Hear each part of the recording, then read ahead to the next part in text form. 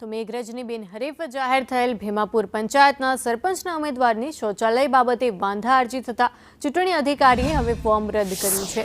જેથી અરજદારે હાઈકોર્ટના દ્વાર ખખડાવતા નામદાર હાઈકોર્ટે ફોર્મ માન્ય રાખી ભીમાપુર ગ્રામ પંચાયતમાં ચૂંટણી યોજવાનો ચૂંટણી અધિકારીને આદેશ આપી દીધો છે।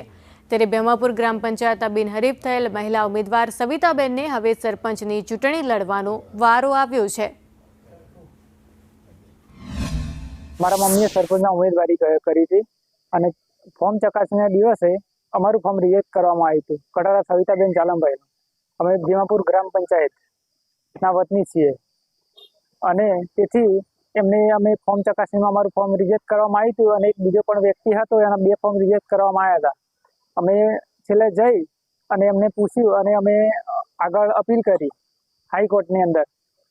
પછી અમને તોથી અમારે રિઝલ્ટ આવ્યું, એટલે પછી હવે અત્યારે હાલમાં રિઝલ્ટ આવ્યા પછી અમે પ્રચાર પણ કરીએ છીએ અને નિશાન પણ મળી ગયું છે। સવિતાબેન જાલમભાઈ કટારા નાઓ હાઈકોર્ટમાં અપીલ કરેલ હતી। હાઈકોર્ટના હુકમ મુજબ રાજ્ય ચૂંટણી આયોગ દ્વારા તે ફોર્મ મંજૂર કરેલ હોવાથી સવિતાબેન જાલમભાઈ કટારાનું હરીફ ઉમેદવારની યાદીમાં નામ સામેલ કરી કાર્યવાહી કરવામાં આવી।